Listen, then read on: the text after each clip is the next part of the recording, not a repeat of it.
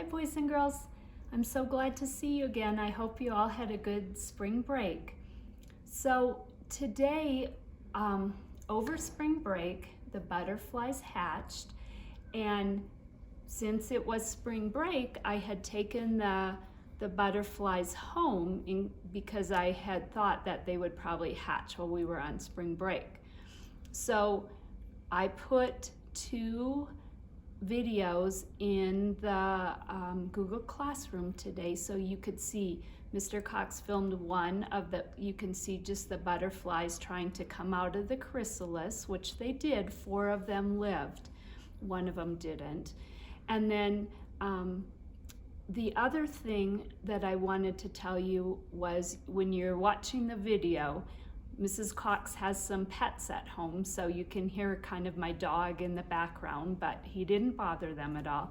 And then when in the second video, you're gonna see my cat. I have a really nice cat, and he was just hanging around while my husband was releasing the butterflies, but he didn't hurt them, but you'll see them in the background.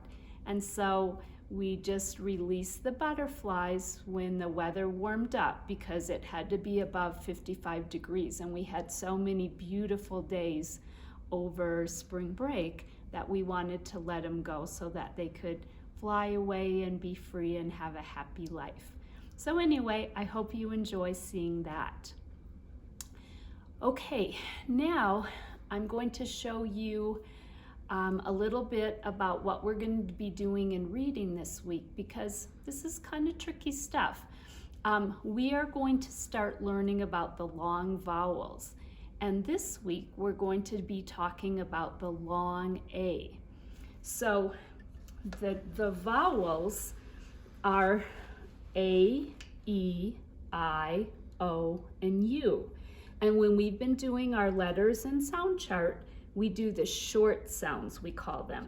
A says A, E says eh, I says I, O says ah, and U says But today, these vowels are special letters because they have 2 sounds. There's one of these vowels in every single word or name.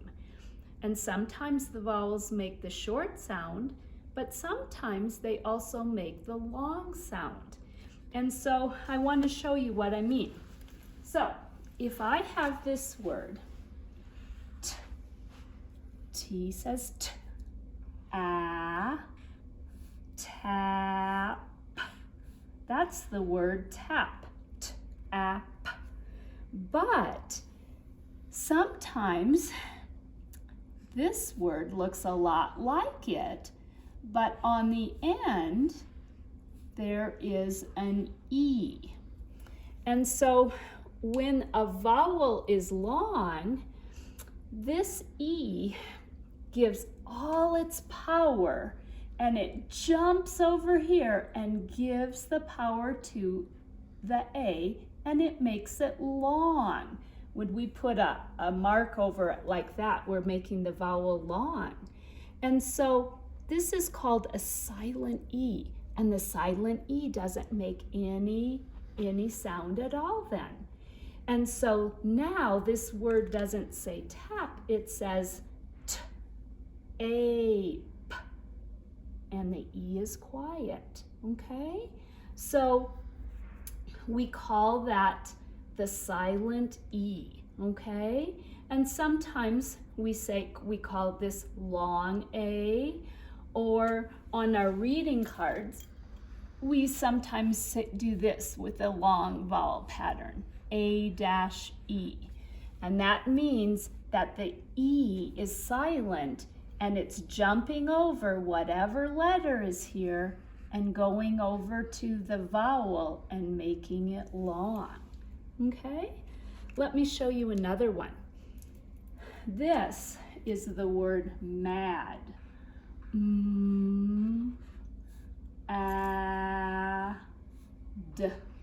Mad. My mom was mad when I spilled my milk. But there is another word that looks a lot like mad. It has the M and the A and the D, but there's an E on the end. So when I see that word, I think in my head, oh, I bet it's a silent E, giving all its power to the vowel and making it long.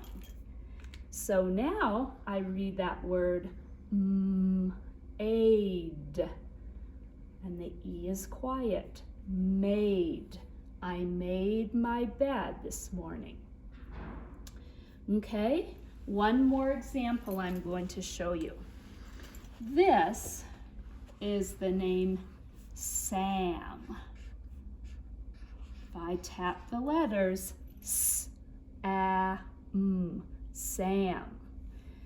But this word looks a lot like it, but it has an E on the end.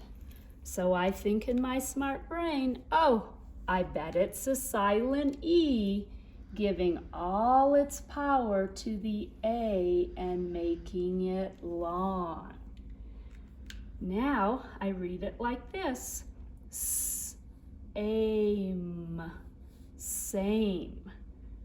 Those two shapes look the same. Okay?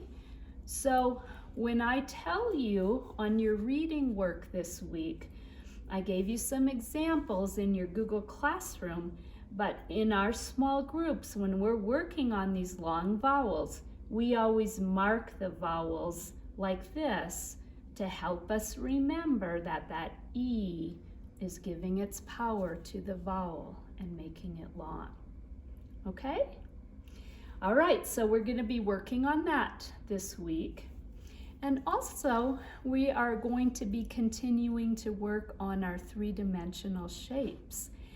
And one of your assignments is going to be to do some building of three-dimensional shapes. So I just wanted to show you a little bit about what we're going to do. And if you want to, if you're going to the store with your parents this weekend, maybe you can get some supplies because you're going to need something soft and gooey. So it could be to grab maybe a handful of gumdrops or get a bag of marshmallows and some toothpicks, okay? So now I'm going to show you right down here on the floor so you'll be able to see a little bit better. And you're going to be doing some building like this. This is really fun. This is one of my favorite things to do. So I'm just gonna have a little pile of my marshmallows and some toothpicks. So if Mrs. Cox wanted to start my building, I'm going to use the marshmallows to be connectors. And then I'm going to add my toothpick, add another marshmallow, and attach a marshmallow to the end like this. But if I stop there, sometimes they kind of wiggle a little, you have to line them up. If I stop there, it would just be a two-dimensional shape. If I put that between my fingers touch. But a three-dimensional shape or a solid shape has height and width. So to build the three-dimensional shape, I have to work at this a little bit. I have to put my toothpick in the marshmallow. So I'm going to put I'm going to put one in each side. And then again, I can add these marshmallows to be my connectors, and then I'll put my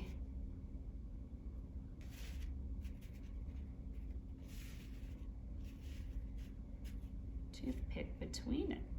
So do you see how I'm trying to build that shape up to make it three-dimensional?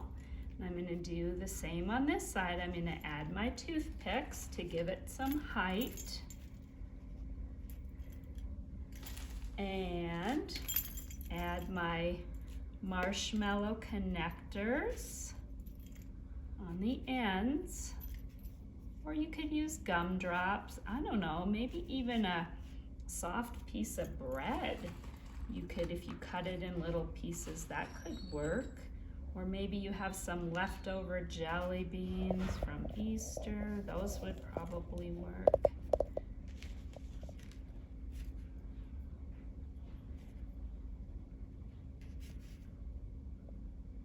Oh, and I need one in the middle.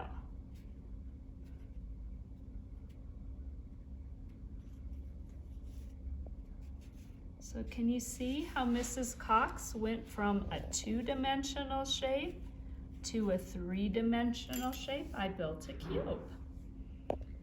So I'd like you to try that this week, hopefully you can get some supplies and try that. Thanks, boys and girls. I hope you have a good week.